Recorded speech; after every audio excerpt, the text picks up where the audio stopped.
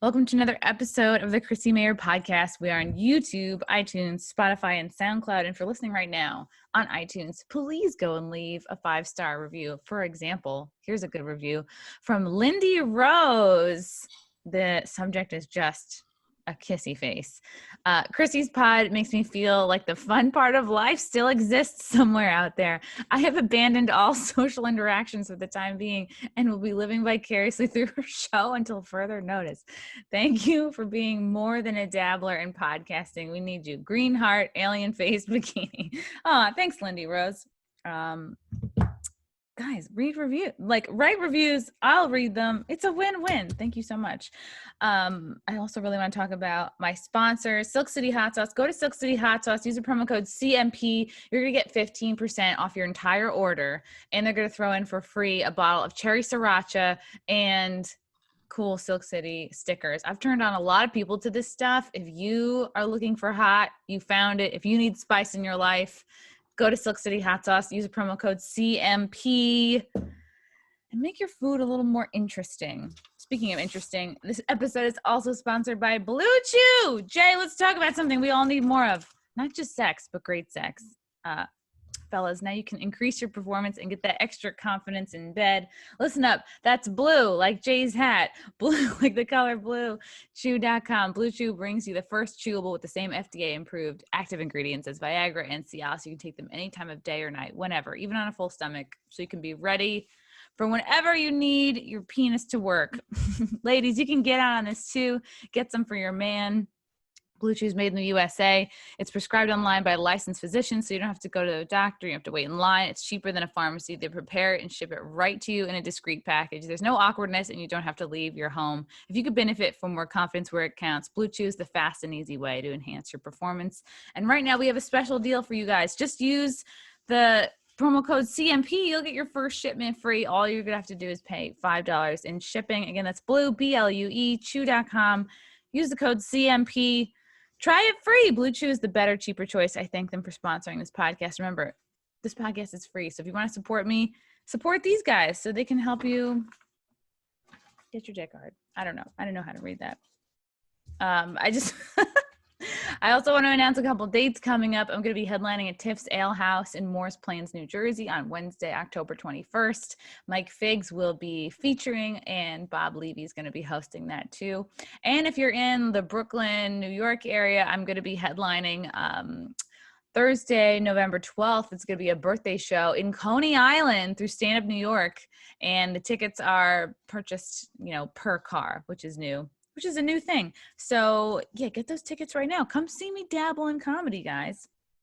I'm so excited to have this guy on. He's a friend of mine. He's a friend of the pod. We've done a bunch of episodes so far, and he's just a wealth of knowledge. So happy to have him here again today. His website is jaysanalysis.com. He is the author of 2 books about they're called Esoteric Hollywood 1 and 2. And he also has a show called Hollywood Decoded. Jay Dyer. How are you, buddy? I'm great. How are you? I'm doing super. So you were on InfoWars, twice this past week. How often do you frequent that show? They asked me to fill in host usually once every week or two. Mm-hmm. So I usually do like a Wednesday or a Thursday fill-in hour when Alex usually leaves, and then he leaves the 4th hour up to somebody else. So do you ever get nervous? Do you ever go like, oh, this is a big deal? The first time I actually called into Alex back in 2007, and I was working at a liquor store at the time, and I remember walking around the liquor store, and I was waiting online to go on, nationally syndicated radio, and I was so nervous that I had to uncap some vodka. Oh, yes, of course. And I was still, I still had beads of sweat dripping down off my chin. Yeah. But I called in and talked to him back then, and I was nervous then, but no, I quit getting nervous maybe, I don't know, a couple years ago. Because if you do enough of these, you don't really get nervous anymore. Do you remember on that first show what you were there to talk about? Yes, it was right after I Am Legend had come out, and I was talking about how I felt like we would probably be dealing with a viral release at some point down the line because it was in the movie. Yes, that was literally what. Wow. And that was in what you said, 2007? I think around 2007, yeah, or maybe earlier, maybe 2005. But Alex has a pretty good memory, so he's remembered that. Oh, and then he said, I remember he said, call back Monday. And then he had me as a guest for about 30 minutes, which he talked for about 25, and I talked for about, which is fine because I was probably not that vocal and fluent, and probably didn't communicate that well because it was like the second time I'd ever called into radio. So wow. Alex had been aware of my existence ever since then. And I think I wrote back then a couple articles for InfoWars back in the day. And then I kind of just went and, started doing my own blogging and all that. And then I don't know what you were doing back in the 2000s, but online. I could tell you. I was in college, or like right out of college, and I was going to protests for like just to maybe meet guys, because that was my friend group. And I was like, yeah, students for social justice. Sure. I had no fucking clue what I was doing. You're not going to meet the kind of guy. No. Social justice protests. No, there's no men there. No, there are just, you know the thing. So yeah, I was finding myself. I was, just. Well, so there used to be like you used to blog, remember when blogs were the big thing? Yeah. And then everybody started doing podcasts, trying to be like Joe Rogan. And then it became being a YouTuber. So I went through those stages. So do you think, did Alex sort of scout you out, or did you sort of seek them out? Well, he had been aware of the stuff I'd done for a long time. But I kind of was focusing so much on film for a long time. And I wrote those 2 books from the essays that I'd written over many years. And then my grad work was dealing with film and psychological warfare and all that. So, I mean, what I was talking about was kind of relevant, but I wasn't super into the news cycle. And that's kind of the main focus of what Alex does. So I got more, into all that stuff later. But I think what he really probably found interesting was the fact that a lot of the books that he would recommend over the years by the elite, I just went and read them. And on your own. Probably a lot of people don't. So yeah, reading is a real pain in the ass. Well, the problem with these books is that they're like really boring, like dense, fat, like boring globalist tomes. Yeah. Did you ever get any backlash when you first started going on Alex's show? Because there's a lot of people like to say, oh, he's crazy.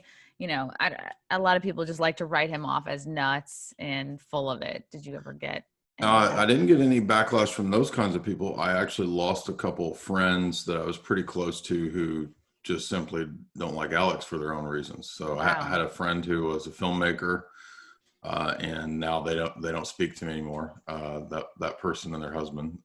So I thought we were good friends, but they have their reasons. So whatever. Isn't that shocking? Like I had who I thought was a pretty good friend. Like, we had worked together. She's a fellow comic as well.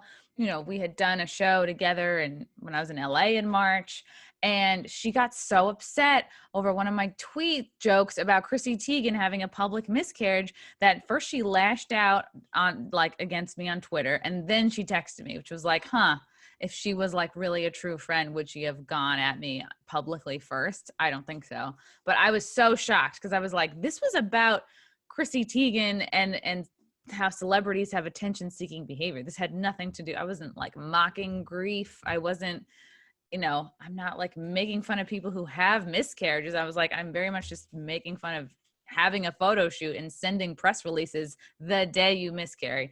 If she even miscarried at all. But that's a different episode. I don't know. Well, I was just shocked that like she unfriended me over that, Had you worked with this person? Yes. Yeah. I had actually defended her to many people and, for other sort of disagreements with other people in the industry or whatever, and liked her, still like her very much. And you know, I have no beef with her. I just was like shocked that it was like, boop, unfollow, done. And I was like, this wasn't even directed at you. Isn't And it so weird that we're in this climate, this atmosphere now where like one little thing is basically the means by which you're completely like banned and excommunicated and all this stuff. And I mean, in this case, you know, I'd flown to Texas and done 2 big shoots with this person. They had put a whoa, bit of money and like work into shooting 2 long interviews for a big documentary that they were doing. And wow. so now I guess that all of that was just going to be deleted, I guess, because I dared to, you know, basically host the 4th hour of this show, which, you know, I've noticed that it's probably the same way in comedy, because a lot of this kind of stuff that we're doing is, it's like gigs, you know what I mean? And Yeah. so somebody's mad that you do something that you can't really afford to turn down. No. You know Yeah. what I mean? Like you And, get and, this opportunity and it's like, oh, now you're with them. And it's like, well, just from a gig perspective, like I can't afford to turn that down. and what if you were, you know, what if you were doing Alex's show? You're bringing your own flavor to it. You know, it's like, you're not there to just parrot everything he says. Like you're there to bring new information and new opinions. So, I mean, shouldn't that, you know, the people that hate Alex Jones, shouldn't they be for that? Shouldn't they be for different people coming in the mix and changing the stereotype? I don't know. I've never It's been told what I, you know, can and can't say. They just kind of let me talk for that hour. I mean, it's a huge audience, so I don't understand why anybody would be like, you know, how dare you, you know, as if it would be like, you know, you're a small band opening for a big band, and it's like, oh, you work for Metallica. No, yeah. I just had to open at that show, like, you know what I mean? Yeah. Who doesn't love Metallica? Like if you don't understand, yeah, there's value there and then you have to like, okay, is it jealousy? Is it just their own small-mindedness? It's really unfortunate because you're like, what, especially you have that moment where you're like, I thought we were friends and this is all it takes. It sucks. How do you like your job? Do you like your show? Is it fun? Are you talking about this podcast or the one on Compound Media? Or both, or all of it, Well, I or thought this was. comedy in general? So you have 2 podcasts. Yes, I have. This is my one-on-one where I have like serious moments, get to know people, ask questions, and then I have Wet Spot on Compound Media, which I is like see. So I saw very this. light The and YouTube fluffy. channel is what I see. So that's kind of both, right? And like we will put clips of Wet Spot onto my YouTube, yeah, and occasionally like Compound Media's YouTube, but that's like the sex dating relationship show, and I'll have like I got it you. will be like funny in studio like bits and stuff, and we'll answer fan questions and give people advice and such, but it's also like a funny comedy show.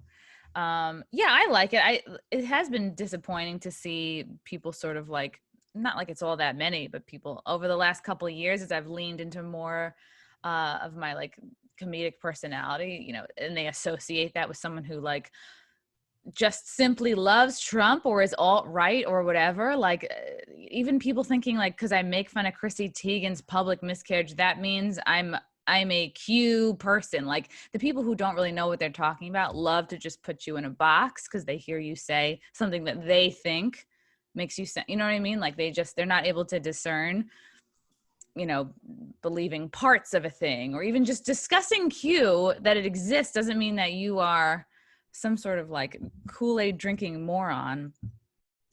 So that's been probably the most frustrating part, is to sort of like maybe lose friends, but it's all the wrong people, if their opinion of you is going to be swayed by Yeah. something so small as taking an opportunity, then it's like maybe you're better without them. What I was very interested to talk with you about today is, we've been hearing for years, I guess this is, now that I'm realizing, it's like, well, it really is mostly the mainstream media that's telling us this. But for years, we've been hearing like, Trump is in with Russia, Trump is in with Putin, they're BFFs.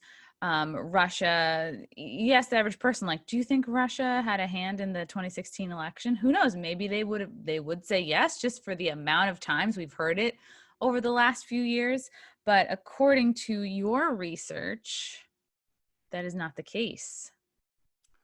Well, according to what has just come out the last week, it's not the case because there was this big memo that came out. And I should mention that, I've not really been that into politics the last 4 years. I've mainly focused on Hollywood. I don't have a attachment per se to the GOP or anything like that. I'm just looking at the material and the evidence that comes out. And I do know quite a bit about geopolitics and the Cold War. So that's one angle that I have that I think a lot of people don't really have when it comes to analyzing where we are in the here and the now, this bigger context.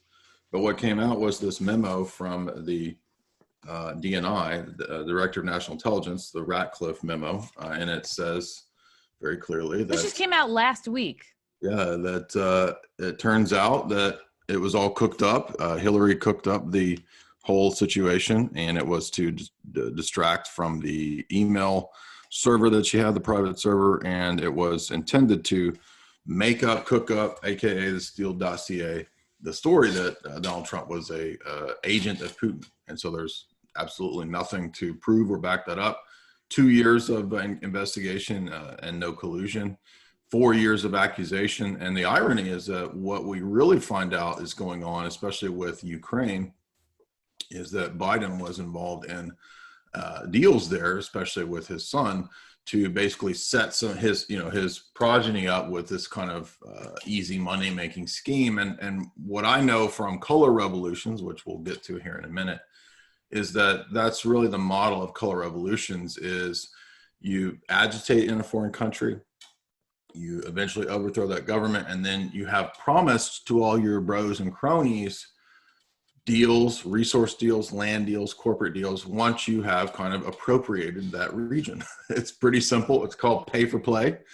This was popularized when Hillary was running, and people found out about this pay for play scam where it was known that Hillary's campaign would kind of give kickbacks when she was elected, and she could do XYZ in this or that region, right? So if you're the sheik of wherever and you put money into Hillary's campaign, and by the way, Hillary, I expect that rhodium mining factory when we do AFRICOM operations in Africa, so you owe me that because I gave you $1 million, right? So the irony is that no one sort of opened up the campaign to foreign contributions more than Hillary. Everybody just look up pay for play. Hillary wrote essays, articles in the Brookings Institute journal back in 2015, 14, about how when we need to remove Gaddafi for these in Libya, humanitarian reasons. And then in her emails, in the WikiLeaks emails, she was talking about all the things that we would get when Gaddafi was removed. And she was saying, there's a lot of gold that can be had there. We'll go grab that. We'll grab his shit, basically, gank his shit. And then I'm going to give you a cut. So basically, it's like a mafia thing. Like, you donate to me, I'll go gank some shit and give you a cut. That's how it works. And then that was what was really going on. And so that's why the Ukraine situation was such a big deal, because Ukraine had just had their color revolution. It had been prepped back to, I think, the 80s and 90s with State Department, Soros money. And then it occurred in 2013. And then that's why it takes many years. So this stuff is planned out years ahead, is what I'm trying to say. And so that's what's really going on. So basically, everything that the Democrats are doing is typically they'll foist it onto you. Oh, you're doing this. You're doing it. Oh, really? Well, there was like this big uranium one deal that Hillary had with a giant energy company in Russia, right? So, but you're working with Russians. It's all this made up stuff. Like projection, sounds like. Exactly. And the only quote evidence of anything to do with Russia was this shady kind of firm, I think in Macedonia or whatever, that was buying buying Facebook ads, like 100,000 of these that said vote for Trump. But it turns out that nobody even knows who was behind this little operation. It could have easily been a foreign CIA operation to paint Russia. I mean, WikiLeaks had a Vault 7 leak back in 2016. I did a video on this back then. And Vault 7 was WikiLeaks talking about how the CIA has the ability to spoof IP addresses. So they could very easily make up an IP address. They could very easily do a hack, and then it looks like, it's coming from Russia. It's coming from Russia. Oh, wow. Okay. So when you talk about a color revolution, so what you're saying is like there's a model of sort of destroying, I guess, a culture or a nation, and it's based on dividing people up by color. Is that the basic? No, no. Well, the colors are just branding. So basically, Or like teams or whatever. Yeah. well, they're literally colors like green, red, rose. There have been all these different ones. So the first one was in Serbia. This was the first successful one, and it was called Otpor, OTPOR. And they had like a red fist that they used, right? So this little fist had nothing to do with communism. You might think, oh, that's communist. No, no, no. This was the CIA's first successful color revolution when they agitated for many years, and then they overthrew the existing government and put in a new puppet. So they followed this model in the Ukraine. It was the Orange Revolution. And so they spent many, many years funding what are called NGOs, non-governmental organizations, educational entities, human rights entities, right? These are all the buzzwords that are used for the cover. And this is what used to be like in the 70s, 60s, the CIA, if they did a regime change or coup, that's what the CIA was doing. Well, that transferred in the 80s under Reagan over into what are called the color revolution model. And this is a better model for doing that stuff because it has a cloak of humanitarian aid and helping out, indigenous people and helping women out. And it's all this BS, right? It has nothing to do with any of that. It's really the same old political model of a coup under all of this humanitarian garb and cloak. So in the Ukraine, for example, it was the Orange Revolution, and it was just color coded. They just basically figured out all we got to do is like pick a color and brand it. So they're using marketing, advertising strategies of branding. Give it a logo, give it some fancy posters, give it slogans, give it women with oppressed. It's all just made up. It's all BS, right?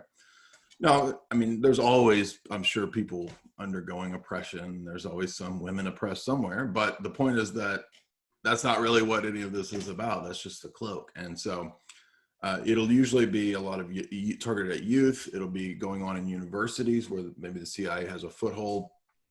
And when they feel like they've agitated for enough time, many years usually, with a lot of money, then they will go to have the big demonstrations, the big street stuff. There might even be street theater that's involved. And a few of these cases, they'll have people riding horses and just kind of outlandish street theater stuff. And this is all for the cameras.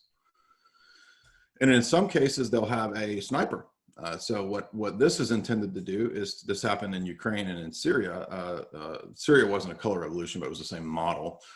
Is somebody snipes somebody, maybe a government or existing regime soldier, and that kicks off a real conflict. And then it looks like, look how brutal the existing regime is. They beat down all of these poor peaceful protesters, right? Somebody was shot, like somebody was killed during this peaceful protest. It must be the opposition to what we're trying to promote, which is humanitarian, right? Like, oh, we're just good. We're trying to help people. Then you've got all of this footage where it's like, look at the brutal regime beating down peaceful protesters. So-and-so is a dictator. And that was just all for the cameras so that they could get this footage to make it look like, and then that justifies the, next stage of, so this has all turned into a strategy. You can just go look up, his name's Gene Sharp. He has YouTube videos where he is the kind of the thinker behind this whole color revolution model. And his whole idea, his whole thing is a peaceful protest, peaceful democratic regime change model. And he's very open about it. So his model has been used in, 80 countries, or his work has been translated into 80 different countries. And so it's very well known. It's just a lot of people don't know that this is a strategy that the Pentagon uses, but there's a great book on this by F. William Engdahl, Full Spectrum Dominance. It's not that big. It's a little, 200-page book, but Engdahl has a bunch of really good chapters on the color revolutions and how they work, and whether it's Darfur or Myanmar or Tibet Remember Free Tibet back in the day? Oh yeah. That was a CIA operation. Wow. How many, I mean, do you think the CIA is just in charge of, I don't want to say all of these. I mean, do you feel like how many countries, regime changes are sort of CIA directed, do you think? Well, It's with the hard to collapse of tell. the Soviet Union, a lot of the regime change operations since the 80s, since the Cold War, were CIA for sure. Yeah, I mean, there was a time period during the Cold War when the Soviets would, have influence. They would have power. They would extend their influence. But after the collapse of the Soviet Union, a lot of the regime change operations are pretty much under Western power. So it's not so much about a specific ideology. I think this is what a lot of people get confused over, is they think, oh, the CIA is only going to put in somebody who is, a Republican or a free market person. Or no, they will use communists, they will use dictators, they will use monarchies. In fact, a lot of the existing monarchies in the world have been long time sort of allies of the CIA. The King of Jordan, for example. Arab monarchies, these are typical kind of CIA puppet regimes or assets. Afghanistan, the CIA has a long relationship with the different rulers in Afghanistan since probably the 80s. So that's kind of how it works, is that you've got these regime change operations, which they're not typically the violent ones anymore. Every now and then you'll get that, but now it's just more of a perfected technique of what's called soft power or smart power. So soft power being kind of the exerting influence upon another country through non-violent or non-military means, right? So using these NGOs, using economic sanctions, all this kind of stuff is soft power. Smart power being like the usage of tech, Twitter, flash mobs, hashtag mobs, all this kind of stuff. And that was all developed by the Rand Corporation, actually, back in the 60s. Wow. So what you're saying is, it sounds like what's happening now in the US, I mean, like, I don't know if it's coronavirus aside, although I'm sure that's part of it. This was all kind of planned out, and it almost seems like somebody wants to take down like American society or change it, or I mean, because for a lot of people, it's like, wow, things were so great for so long. Why does 2020 seem like just like a hot fucking mess? But what you're saying is like, this has been planned for like many decades, right? Like people have also been noticing, hey, yeah, like colleges are getting increasingly more kind of like far left, very radical, like teaching kind of like radical stuff. And because it makes sense when you're in college, you're kind of still a kid, your mind is more flexible, it's like you're pretty easily led. I know that I was, for sure. I mean, like I would have believed whatever you told me, because Yeah. I'm like, oh, I'm in college, this is where I go to learn and expand my mind, and I'm learning new shit that I wasn't ever going to hear about with my parents, who are stupid. So I think the biggest hurdle for people to understand, especially the boomers seem to not really be able to get this at all, but people our age and younger seem to be able to get this principle that a lot of liberalism or leftism or what's called those things, all the way back to like the 60s and what we could call communism or the student riots and this kind of stuff, that very wealthy people who are not attached to any specific nation state or patriotic ideas, they fund and aid these leftist movements. They're not organic. They're not just people who, now there may be people in the movements who are sincere and they want to find a better place for people in the world and have a better living standard or whatever. But at the top, what I'm trying to get at is that these groups are quite often funded by the wealthiest people on the planet. So for example, liberalism in the US for the 20th century was primarily funded and propped up by the Rockefellers. They were very well known for this. They always gave money to these leftist organizations, radical organizations, even at times, especially with Abby Rockefeller, who herself was a radical. She gave all kinds of money to third wave feminism to get it going. So the irony is that people just can't figure that out. They think that, oh, if you're rich, you're a Republican and you like, money and You hate poor You people. want to keep it all for yourself, right? And you And don't they don't want to pay understand that you don't want to pay your taxes. You want it's more to, I don't know. sophisticated than that, that there's a higher level of even your anti-establishment movements are controlled by the establishment. I think that's what a lot of people have a hard time grasping, admitting, or figuring out. But if you want to see that proof for that, you could go look at David Rockefeller's famous 1979 New York Times editorial called "From a China Traveler," and he talks about how he loves Mao and the Maoist regime and how it's ideal. He says Maoism is the ideal. Now wait a minute. So the wealthiest sort of capitalist guy in America is writing this editorial saying that Mao's policies, Maoism, is ideal. It's the greatest social experiment in the history of the world, he says. Why did he like Why it would so he much? say that? Hmm? Why did he like it so much?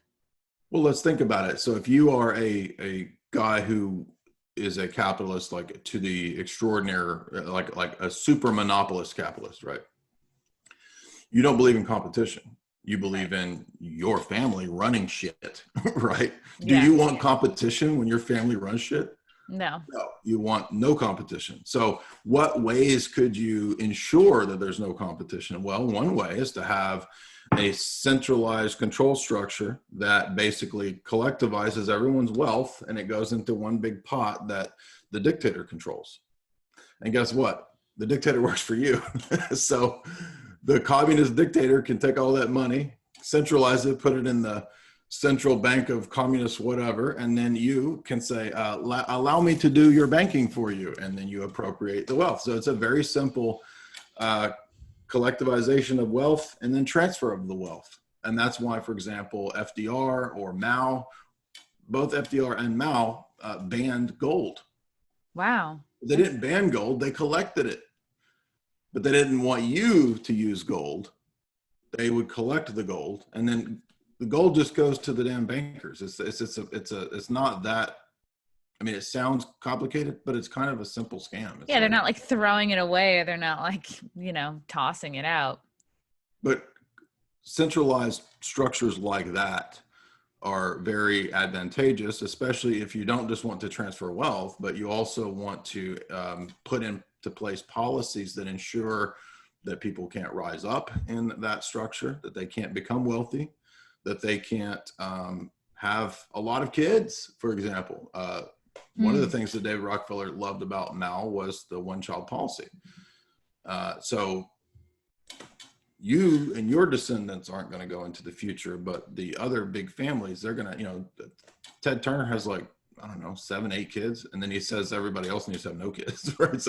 So it's not that difficult to figure out that, they're lying and they want control and they want money. Interesting, because it's like, so what you're saying is like, oh, the super rich families, I mean, or people who want to become rich, right? They're having big families, but they're telling us, or that I feel like they're telling me that you need to your career is more important than family. You need to work and get ahead, and you can get as much, money or whatever. You can be promoted as much as any guy, or you can, don't let the pressure of being a wife or having kids hold you back from your career, right? So I'm getting that message. I'm also getting the not that it's sucks to be a mom, or that you're going to be taken for granted, or that if that becomes your new identity, you have to do you, right? I mean, I feel like I've been getting those messages. So it's almost like they'll give young women the message of well, don't have kids, or don't have a lot of kids. But yet we have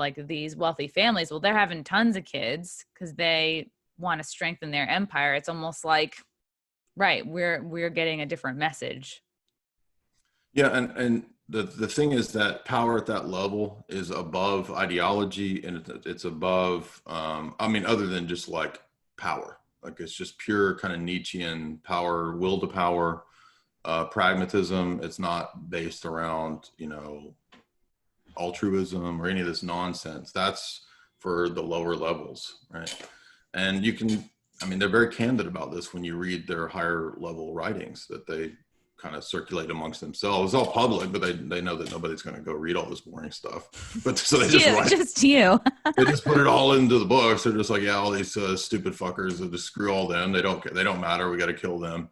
So that we can go into the future. So But what you're talking about, that's even the older strategy. Like now they've gone into the new level of like, you don't need to eat meat. You need to go eat just bugs and vegetables.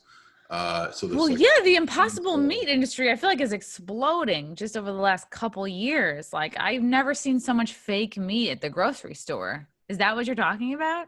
yeah, and it's all the same billionaires involved in that. Bill Gates is behind that. Why would Bill Gates get into fake meat? It goes back to Plato, who had a very elitist control structure view of society as well, which was that the special enlightened elite, the illumined elite, by the way, they need to control the diet of the public because the public needs to be kept dumb and they need to be kept down. And the easiest way to do that is diet. So feed them slop, feed them their orphan slop, which is who knows what. Maybe even recycled people. I don't know. I mean, I won't be surprised, right? When they're like, the Soylent Green is like impossible. It's possible. Yeah. Whoa. That's pretty scary. That is pretty scary. Yeah, I don't know. I'd rather just eat other shit than eat a fake burger. So back in the 70s, yeah, and it's awful. Back in the 70s, there was Alvin Toffler, one of these global elite writers, strategist guys. He's like a Brzezinski type of guy. He wrote books like Future Shock, and he was talking about what it would be like in our day. And one of the things he said was that they would wed the vegan ideology to like a radical kind of eco-anarchism. Which is exactly what's happening. That it's planet friendly. We're not hurting the animals. It's like, I get it. I don't want to hurt animals either, but your body is made to live on animal foods. You have incisors. These are for chewing meat. But they're also telling us that like all these back teeth are for chewing plants. I mean, it's both, right? Yeah. I mean, maybe you have 4 stomachs, but cows have stomachs. That's right? True. For processing grass and veggies, or I guess they eat. I mean, you can feed a cow an apple. They can eat an apple, but no, like your stomach is made different. Your intestines are made to receive the most nutrients via meats and meat fats. So can you eat veggies? Sure, you can eat those things, but they're more like starvation foods in my view. So. Wow. I eat an all meat diet, by the way. Yeah. Are you on like the Jordan Peterson, Joe Rogan, elk only? Just meat? What do you eat? What's like your breakfast? Every now and then I'll have like a little bit of like potato or like organic Pringles. That's my cheat, is that stuff. But 95% is just steaks, eggs, chicken, fish, mainly steaks. How long have you been on this? Over a year. How does it make you feel? Well, did you see me before a year ago? I don't think I did. I was like... Really? I didn't... You weren't on my radar a year ago. And now I'm now you're svelte. Yeah, so I lost about 30 pounds. Wow. Yeah, and I've gotten used to it to where I don't even think about it. It's weird. It's like your meals turn into like fuel. What? Really yeah. Because it's always the same. It's like, it's a steak. I'm gonna have a steak or eggs, right? So I cut out desserts. I don't do any of that really. Except yeah. I mean, that I'm all for. Like, sugar's never gonna help you. Yeah. Do you have coffee? I do. Yeah, I'm a huge coffee drinker, but do you put creamer in it? You just do no dairy? I have to use goat milk. I have weird digestion. Part of the reason I did it was that I was having the same problems that like Michaela Peterson was having. Which was gut issues. And so I heard that interview and I thought it sounded crazy. And then my buddy Tristan, that I do a lot of shows with, who's like a big health channel guy, Primal Edge Health, shout out to Tristan. He's a carnivore guy. So I heard him talking about it, and I heard Jordan and no, I only eat meat. He's talking about it. I'm like, this sounds nuts. But then they were talking about how it helped their flow downstairs, right? So it was like digestive issues. It was maybe also like inflammation, and gastro. All that went away. Wow. Okay. Well, that's amazing. I'm gonna look into that more because I'm always into doing. I mean, I feel like I've done every diet. Nothing like recently I've crazy, but tried all those diets too, but this yeah. one really worked. And by the way, I've not had any greens in a year except for like a pickle, dude. One Wow. pickle. So what do you do for fiber?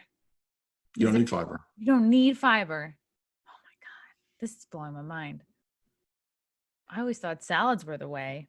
Hmm. Nope. Salads are slave slop. That's the slave food, dude. You eating slave food. This whole time. Meanwhile, us elites are over here cutting up steaks. We're cutting steaks, dog. Bertrand Russell has a chapter in his book, Impact Scientific Outlook, where he says he wrote this 100 years ago. He said, "There's coming a day when the elites will convince the public to eat synthetic meat. Meanwhile, they will be eating real meat." Whoa, because 100 right, years ago. like if they believe, yeah, there's some sort of like shortage or like, let's say, yeah, I don't know. They think that the world's gonna run out of meat or whatever. They're like, oh, why don't we just like hoard the resources and you guys can eat weird veggie burgers? Yes. I feel like I'm coming around on it here. Um, so this is like, I want to bring this back because, well, what can people do if this is like a big plan that's years in the making? Like, okay, so what would these wealthy people, right? Like I can't think of any other example other than like, right, like a Rockefeller or a George Soros. What would they have to gain from all of this? Like, what would so it's a lack of competition, right? But what would they have to get if they know that this is going to break down American society, that this manufactured conflict and these movements, right? We'll use BLM as example. Like what would they have to gain from seeing America basically go to shit? Well, they all have a plan that they're agreed on. They may not agree on all of the end goals, but there's very public meetings that they all have and have had for a long time. There's the Bilderberg Group. There are meetings like Bohemian Grove. There are meetings that like the CFR, Trilateral Commission. I've heard of Bilderberg. You go, you pick out the animal you want, they fill it with stuffing, then you can put an outfit on it, maybe a hat. They're in New York City. Bilderberg. Build-A-Bear. Oh my God, Jay. I was about to say, you're talking about my carnivore I diet. heard of Build-A-Bear. What I do before I pick the bear I'm going to eat, I dress him up in the ritual garb, and then I sacrifice him. And Take their kids. Build a bear. Yes, I remember those. Does that still exist? I remember in the 90s. Is that still a thing? It was a thing. I've actually like never been. It's a thing that like boyfriends take their girlfriends to, and I guess. No, I remember it. I just don't know. I didn't remember. I mean, you like took me back to like 2002 or something. Yeah, I took you off your flow big time. No, I got you. I got you now. So the Bilderberg, Bohemian Grove, these sound like secret They've groups. been having these big corporate international elitist meetings for many years. David Rockefeller helped found a lot of these groups. His family created the CFR, Trilateral Commission. He's been to Bilderberg many times. Davos is another one of these that's a little more public than the other ones. And they have been very open about their plans. That's I think the weird part is that people don't realize how open these people are. But there was a meeting a few years ago with Oprah, David Rockefeller, I think was there, Ted Turner, Bill Gates, Soros, some of the names that you would recognize. They all met in New York at their own little meeting, and it was all about decreasing population. So that's really what this is about, is not just decreasing population, which AKA means none of us and all of them, doesn't mean that they really want to help the world. They have an ideology. They're committed to that and technocracy. I did a talk where I did 1 2-hour summary of all these 40 books that they've written. I mean, there's many more, but the one I've only read 45 of them that deal with this. And they all kind of have about 10 things that they share in common, which is to bring about a world government, to bring about a global currency, to bring about an international kind of police force, to bring about a tech surveillance grid. So that's the big whole plan, is to set up that technocracy. And those are the unifying factors. They might disagree over how to get to that end goal and what to do in this region, and we should do this. And that's what the meetings are about, is debating how to further the plan. It's literally like Spectre. Do you remember the Bond movie Spectre, the more recent one? No, I Well, didn't watch see it, it. because there's this meeting where Bond is like sneaking around, and he goes to, I think he's in Italy or somewhere, and then he finds this big secret meeting in this palace, and there's like all these guys around this table, and it's like and that one is Blofeld, and he's kind of cloaked in darkness, and he sits there because nobody can see his face, and they're all giving these reports of like, sir, this year we have trafficked 1,400,000 people, and we have found that, so they're talking about the human trafficking black market. And then there's another guy, and he's like, opium profits are up, 400 million this year. And so they're all talking about all these black markets, and it's like that. It's like, so basically like the Uber billionaires are like, well, we're not going to compete with each other. We might as well join forces and fuck everybody else. And they have a common ideology of the basic principles that I mentioned, of one world government, technocracy, control the masses. And they're not dumb. Okay, these are not stupid people. That's what people think. Oh, government's a bunch of idiots, man. Government's corrupt. They're a bunch of damn They don't know what they're retards. doing. Yeah. They don't know what they're. And then meanwhile, it's like, really? So you think people that can shoot missiles down your chimney are stupid? Like, they don't know what they're doing? Really? You think so? Like, you don't even have a chimney. They can still shoot it down. Yes. Yeah, they'll find a way. Like, so there's this layer of the idiocy that covers up the like the Spygate people, right? The people involved in all of this stuff, like the military industrial intelligence complex. Like those people are not stupid. They know what they're doing. So Trump comes along. Nobody thought he would win.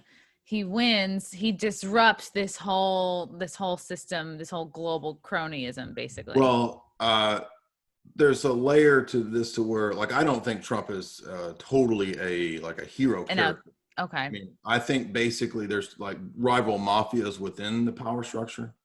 I'm just being realistic. I'm not saying, like, I don't think Trump's all bad or all good. I think that he represents a faction of people, particularly that have American interests, that would stand to lose a lot if America was fully collapsed and transitioned into a global government. So there are a lot of American interests that do not want to see that happen. So it's not maybe so much that and that's why, for example, some of the things that Trump is for, I don't support. I've not supported his some of the regime change stuff that he's wanted to do in different countries, because that's a continuation of that older model of stuff of color revolution, CIA type stuff. But other areas, I do think he has at least vocally said, that he's against the Federal Reserve. He's against starting new wars, foreign entanglements. He wants to bring troops home. So a lot of that stuff I'm for. Anyway, but and right, because America, weren't we sort of founded on a non-interventionalist type value? Like, and it was the CFR that transitioned America into that international police force, basically, back in the 20s. That was their stated goal back in the 20s, was transform the country from a production-based economy, non-interventionist economy, into a police force global empire, basically. Wow. Holy shit. So what does it seem like, it's kind of hopeless, or do you feel like, because from what I gained from watching your on Alex Jones, like, you're like, hey, you know what, like, if the Patriots kind of band together, like, of course everyone knows at the end of the day it's like it's all about business, right? Now it seems like maybe it's a fight for global business versus American business, which perhaps Trump represents. That's kind of what I'm saying. Yeah, and most people were like, well, we'd rather just keep it in our country. We'd rather be like pro-America than fucking have the stuff we all need made, come out of China, and then we kind of like, they have, they have us by the balls or whatever. So it's like, can we come back from this? Is it just, I mean, a lot of times it sounds hopeless. A lot of this sounds bigger than all of us, and kind of, makes you want to put your head in the sand and just fucking, get drunk. Well, no, I mean, I think people hear the stuff I talk about and they think that it's all black pill stuff, right? Right. I'm not really a black pill person. I mean, if you interpret it as black pill, maybe, but for me, like I kind of quit being super invested in Yeah, politics. you're not attached. Like you don't attach your Yeah, I day mean, to it. I'm trying to Yeah. think of when I got really maybe about 2008 or 9, I kind of quit caring about political theater. So I'm not super worried about that stuff because I know that in the long run, like the big agenda kind of marches on. I'm not saying that there aren't positive aspects of Trump. There are. He has the greatest thing that he's done is shake up the media and call them out consistently for 4 years nonstop. So that's helped because it's kind of shaken a lot of people's reliance and trust in mainstream media, which is just a nightmare, and they are the absolute enemies of the American people. So that's the greatest thing that Trump has done, Yeah. easily, hands down. He's done some other good things too, but the main way that this system has control is through mainstream media. That's the main. So he's attacked that main, Pipeline to the people. Yeah, he's definitely like popped the bubble on it. It sort of made people and go like, so that's what? a You know? positive, right? So I'm Yeah. not totally black pilled. I mean, I don't know. I don't have like an easy answer. I don't know. I don't know what the answer is because the main threat, in my view, of all of this is the tech stuff. And the problem is that everybody loves their comfort and their ease and their convenience. And that's my main concern, is that people are going to opt into all of this tech nightmare stuff just on the sole basis of convenience. And that's what's really going to bring in all of the world government tech nightmare. Like, right. Like we're being surveillanced 24/7. There's like icky contact tracing there, you know, all that. But we can order Amazon and we can have our groceries delivered to our door. Yes, the convenience is what's going to be the killer. And I don't know if enough people will oppose that. So I'm not black pill because I believe, I have my own kind of religious beliefs and all that. But I also think that, this is the bad guys aren't going to win because, I mean, these kinds of systems are unnatural. They're weird. People, I mean, you Yeah. can degrade people and make them do things that are unhealthy to themselves to a degree. But at a certain point, the whole system that's based on doing that kind of stuff, or what's called sometimes dysgenics, it will collapse. It's not a sustainable model, to use their term. I mean, if you open Pandora's box of like poisoning everybody's food and water, Yeah. and all of this crazy, I mean, I can't see how it would do anything but destroy the society. And if society collapses, then, we'll just have to, I guess, march on and recreate. I mean, I don't think it's going to kill all humanity or anything like that, but we may have to come to a situation where the existing structure collapses. I don't know. I'm not saying I want that. I'm just saying it may have to come to that. It seems like, well, that like the elites are kind of like, well, we'll damage as much as we can. Like we'll kind of weaken people so they're easier to control. Like if Right. they're sicker and they depend on like the Western, medical system, if we're putting out like foods that are not so great, so that and we get people to rely on pills and shit instead of healing themselves through food, then great. That's great for the medical industry. We'll look at New York and California.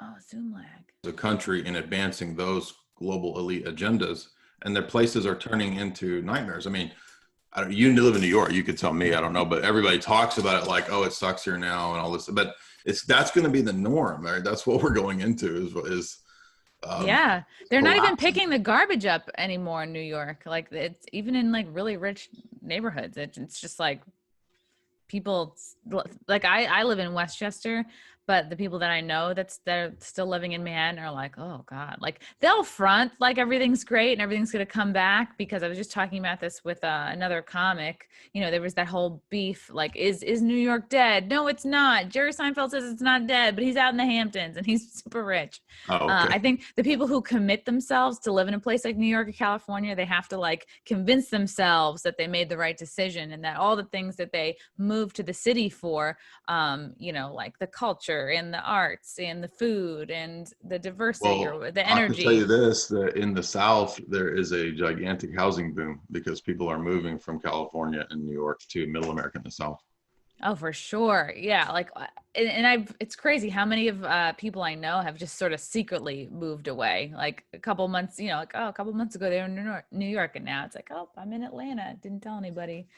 Um, so I think a lot of people are quietly moving away.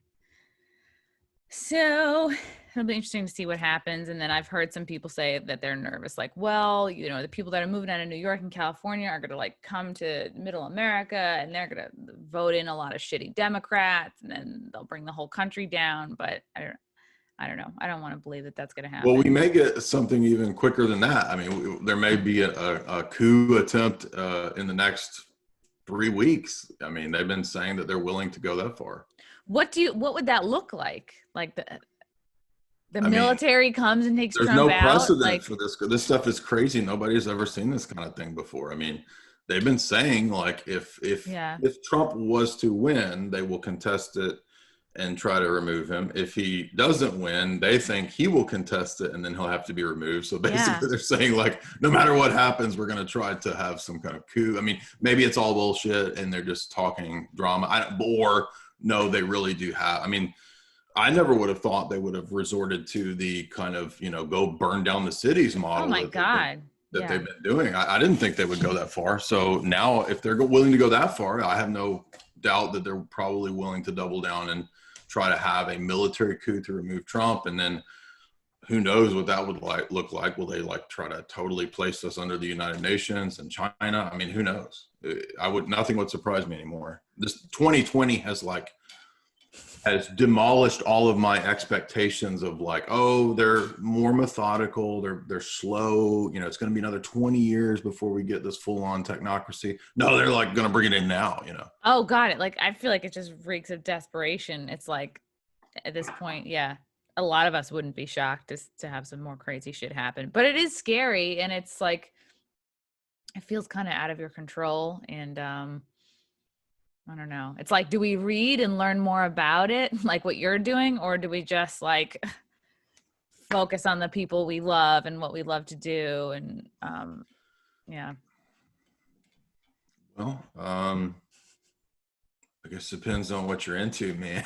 Yeah, man. What are you into? I don't know. I mean, I like to, I mean, well, this is that's how I make money. Like people pay me to read these boring ass books for them. So for me, it's my job. I don't know. What kind of, so if people are listening to you and going, oh, this sounds really interesting, what kind of books are you reading and breaking down, and where can they go and find your analysis? Well, I have one whole shelf over here. So let me look over there at what's on the Global Elite bookshelf. So let's see, I've got Soldiers of Reason, which is a history of the RAND Corporation from an authorized writer, Alex Abea. I've got multiple H.G. Wells books, not his fiction, but his nonfiction books about how to create a global government. He wrote all that 100 years ago. He wrote a book called The New World Order, Open Conspiracy. I've got the Rockefeller's authorized biography. I've got David Rockefeller's memoirs. I've got famous CIA operative Miles Copeland's book, Game of Nations, Julian Huxley, Aldous Huxley, Bertrand Russell's Zbigniew Brzezinski, Carol Quigley, some of the psychonauts like Terence McKenna, who talked to the mushroom, and the mushroom told him that women need to stop having children. Literally, that's what he says. Got Tim Leary over there. Tim Leary and his psychonaut books are over there. Yeah, so all of that kind of stuff. There's a bunch more, but I got books on the pedo Vatican nexus. So that's the kind of stuff. I cover all of that really big. And now, these aren't conspiracy books, you see. These are books by the elites explaining how things work and what goes on. Right. Yeah. Doesn't sound like conspiracy. So this Radcliffe DNI letter that just came out, was that also released with Hillary's emails? Because I was starting to read a few of those. I think I just don't feel like anyone's talking about that. I just saw the other day about the more emails that I don't know about. So I'm not even caught up on that. I just got caught up on all of the latest RussiaGate collapse stuff. And by the way, RussiaGate has collapsed like 10 times, 16 times over the last 4 years. It's like every few months there's a new, collapse. RussiaGate collapses, but they kept pushing it, and now they're going to keep pushing it. Like, it doesn't even matter that this comes out. They're going to keep saying that we have been co-opted by Russians, which is ludicrous. And it's almost like they just keep saying it because they want to just keep it in the public's mind. So They associate Trump with RussiaGate and just anything to get people not to vote for him again. And they know that there's a significant, the Biden, that kind of Hillary nexus, they're aiming at like the dumbest, like people with like everyone who listens to this podcast. 40% chunk of the population that has like a 100 and below IQ. Basically. Wow. They're just like, we'll just keep repeating it, and wow. I mean, it's fucking crazy. But I appreciate, that you look into all this stuff and that you can kind of break it down for us, because a lot of this stuff is dense and hard to read through. And even if you are reading it, you like don't even know what you're reading sometimes. So and it's hard to believe at first. I understand that too. I mean, when I was getting woke to this stuff back in 2003, 4, I would hear stuff that I thought that's just crazy. That can't be true. And then, a year or 2 years later, you come across a big fat elitist book that is all about that. Like, they're poisoning the food and the water. Would they really do that? Oh yeah, of course they would. Yeah, like, because don't they eat the food in the water? Like, well, then what are they doing? No, they don't. They don't eat it. Go look at what the royal family eats. They have their own private gardens. Really? They make it a point to carry their food with them. They don't eat what the masses eat. No way. So they don't eat any Cadbury cream eggs or any that's all I know. I went to London in high school and I was like, ooh, cream egg Cadbury. with like freaking baby hearts in it or some shit. Wait, so they have their own garden. What do they eat then? Same-ish stuff, but just it's their own shit, their own livestock. No, well, yeah, they have their own farms or all of that. Now, part of that is because like the old tradition of royalty have to have their own food because royalty was getting poisoned all the time, right? Right. Back in the day, right? You have a food taster. Yeah. How would you like that job, by the way? Like, you're going to have a lot of awesome food for a lot of years, but then that day's coming, that day's coming where you're going to eat that damn cyanide chicken, right? Yeah. It's like, damn it, I shouldn't have eaten that Impossible Burger. Wow, that's really interesting. They're like hyper organic obsessed, the royal family are. Do you think that that Markle and Harry are spies? It's possible, but I don't really think that they need them to be spies. Again, it's possible, but I don't think they really need them to do that. There's plenty of people who could do that although, by the way, there is quite a precedent for A-list stars to be spies. Yeah. So. Because she was like, Meghan was like, so important. You have to vote. And it's like, I don't know. I just find that to be a sketchy situation. She could be, she could be working with the CIA. Who knows? Yeah. Who knows? This is exciting. I feel like I covered everything I wanted to cover with you. Yeah. Crazy coup plot. We'll have to just see what happens. The next few weeks are going to be really interesting. Jay, where can people find you and follow you and check out more stuff that you do? So while I'm there, a lot of my stuff is at YouTube. So I have I do pretty much every day or every other day stuff on YouTube. And then my website is jaysanalysis.com. And you can get my 2 books there. I offer signed copies. You go to the shop, Analysis, you get signed copies. And they can buy those off your website. Please do. If you get them on Amazon, it doesn't do me any good. Fuck Amazon. But if you get them on my website, I'll give you a signed copy. I'll draw a little whatever. Spray it with some of your cologne. I'll draw a little Build-A-Bear. Yeah. a little gay bear for you. Jay, this was great. Thank you so much. Absolutely. Thank you. Okay, bye.